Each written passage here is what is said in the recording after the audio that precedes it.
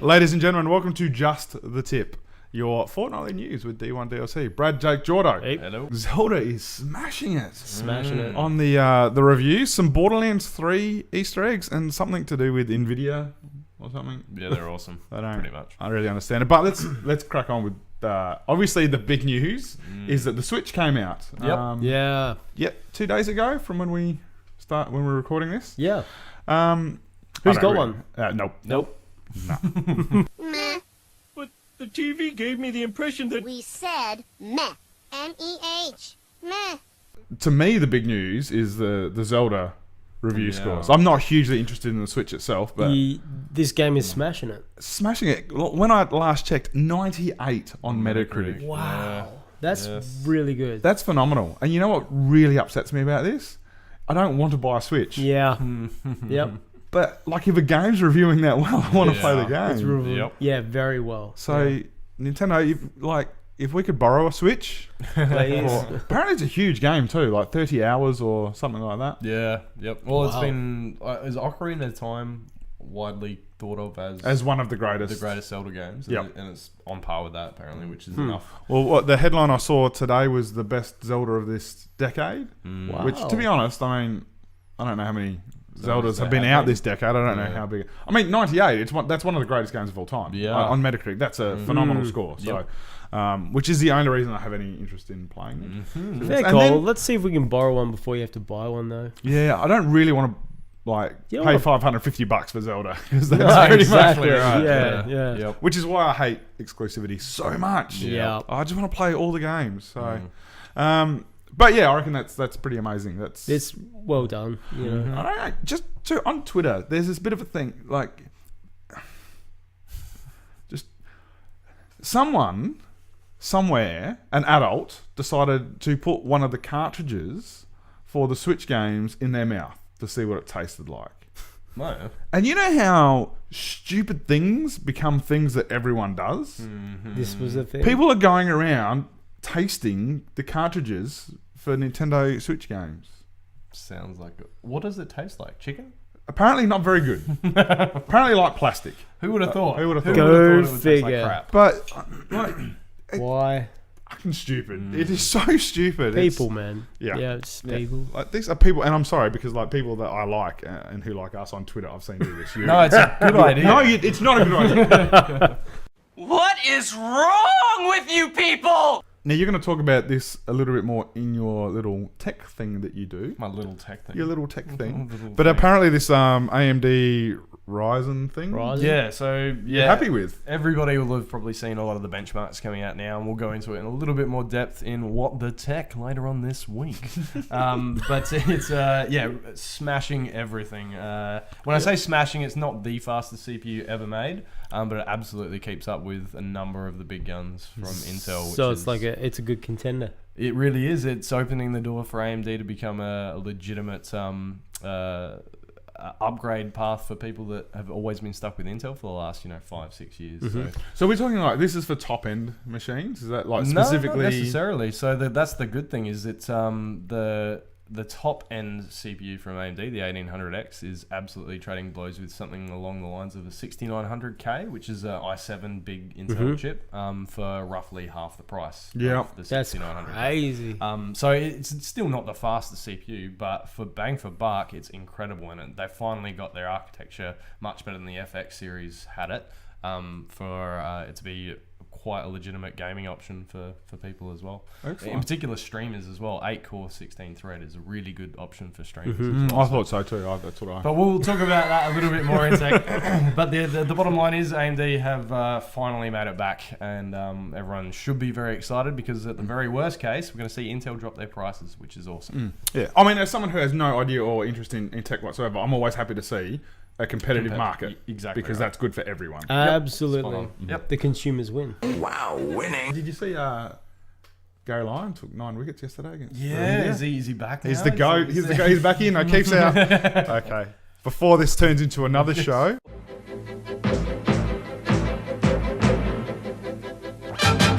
So speaking of winning, Mate, your favourite game, No Man's Sky. Ah, Hey, yeah. Cleaned up. How at funny. the, Yeah, they well, did really cleaned up. good. That's an exaggeration, but they did win an award at the...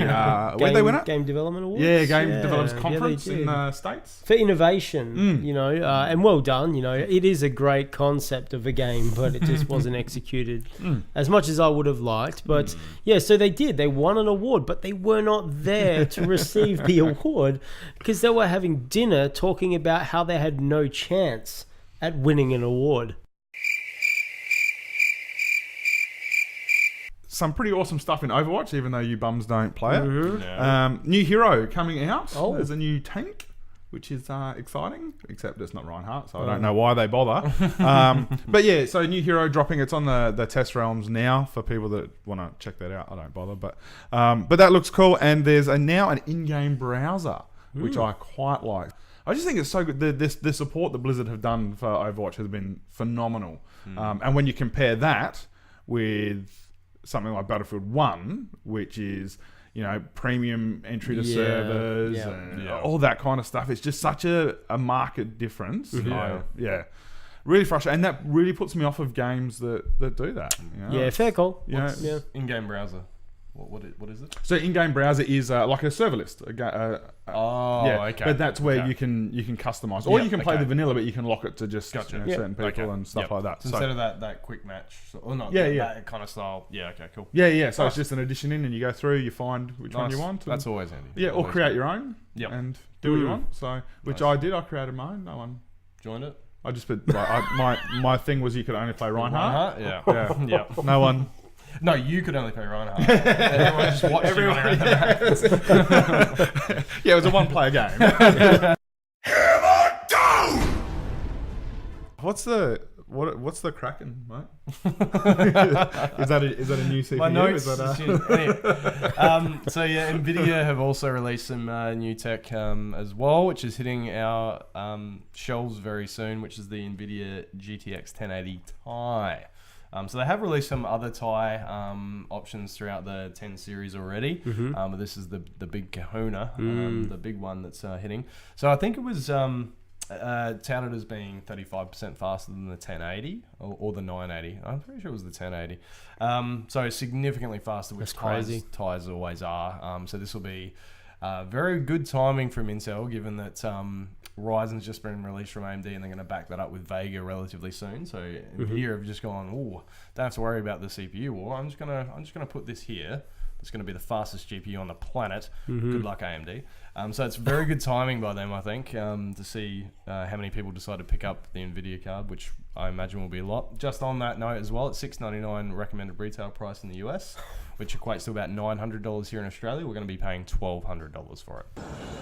What a load of shit. So EB Games have also announced that they're doing custom-built PCs for their consumers, which is an interesting move. So it was one that I was like, oh, that's heaps cool. And then I thought, how often do you go into an EB Games to buy a PC game these days? And the PC section has dwindled to the point where it's, you know, like one shelf of brand new games and that's it. I say brand new games and coming soon. That's And, all. and That's pretty much yeah, it. brand new games, Blizzard. And Yeah. that's all they seem to have. I was in JB Hi-Fi yesterday, and I noticed exactly that. They have some PC games. They have a whole Blizzard section. Yes. Yeah. They have a whole Sims 4 section. That's right, they do too. Yes. And then R-rated Xbox games. yeah.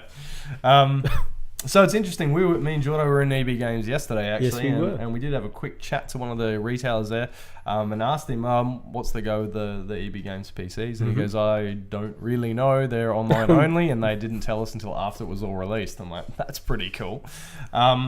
So yeah, interesting to know that he did mention to us that basically even though there's been such a significant dwindle in PC game sales at EB, they've made up for it with Steam cards. Yeah, and the that sort of Steam stuff. So cards that's have actually balanced it. offset, and it's as good as it ever was for them PC wise because of those cards. Because of the cards. Which is interesting. So I guess that might feed into why they've thought it's feasible for them to start doing PCs. Try that. Speaking of the cards, have you noticed in JB they sell the games on the cards, particularly? Yeah. I've seen it in the Xbox section a lot because of the games for Windows Uh-huh. You know, you can play the Play Anywhere stuff. Yep. So like you can buy a card which has Forza Horizon 3 on it, Oh. and you go home, you bang in the code, and then you've got it on PC and Xbox. Yeah. Which is a really interesting way of selling games. And Yeah, yep. they have DLC cards and all Yep. sorts of stuff. It's a really cool thing to do. Yeah, actually. yeah. I like Right. that. Just back on the EB Games PCs, they're retail for $1,984 Australian.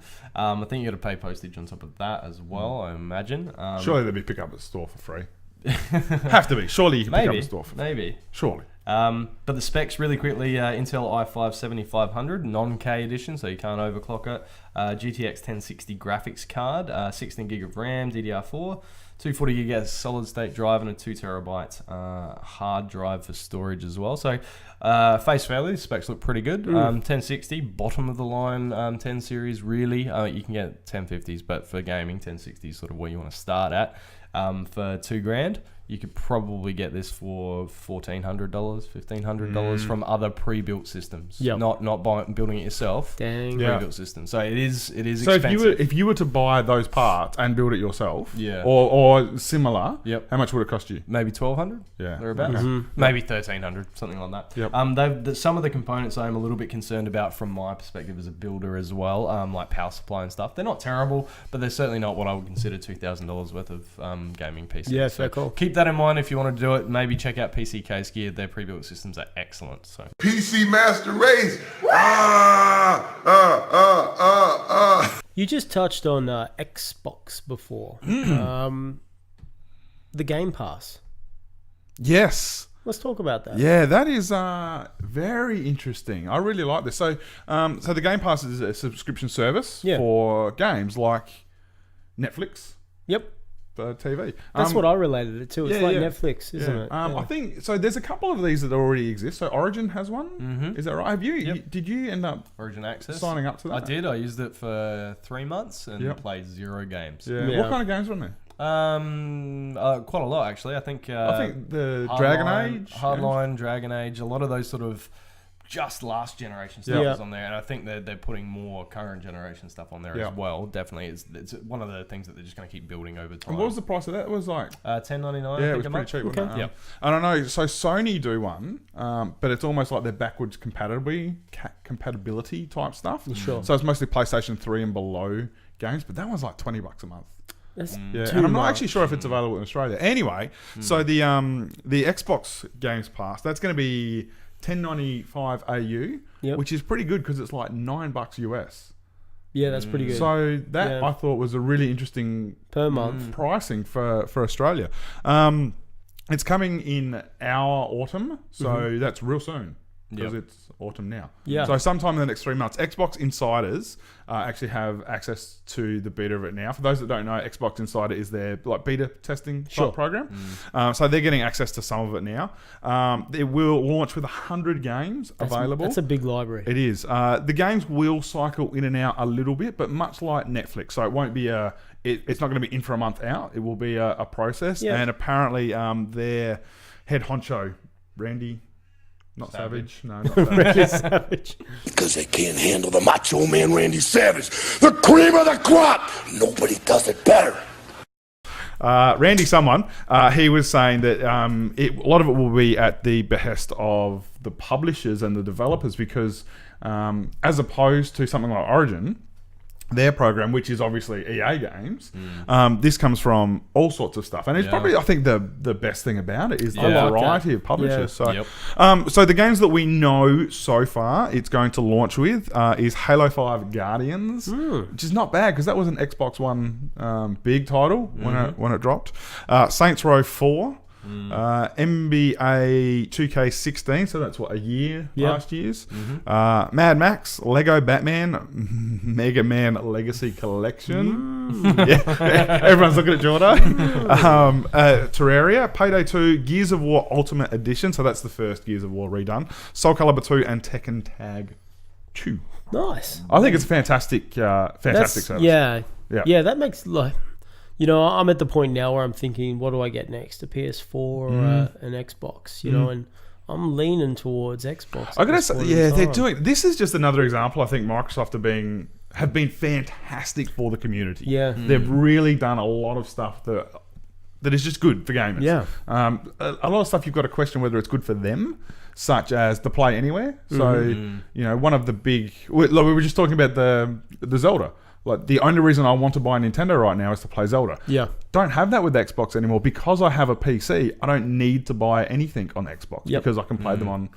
That's both. when they're thinking about the community. And Exactly. The people, you know. So yeah, they're doing lots of good stuff. I love it. To take advantage of a good segue, while we're talking about the good stuff that Microsoft's doing, augmented reality, Mixed reality. mixed reality Is what they like to call it. Sorry. Yeah. So they at the moment are creating what's called mixed reality, and this is a mixture of their HoloLens program and virtual reality. Right now, there's units which are being sent out to devs for about $2.99 to start creating content for this. This is what I've been waiting for, is mixed reality. Now we have VR, and you can be submerged in this VR and have that experience. But imagine sitting at home. Now, augmented reality is like the HoloLens. So you would put your glasses on and you can see your room, but things are happening in your room, where there's block or there's the weather on the wall or something like that, right?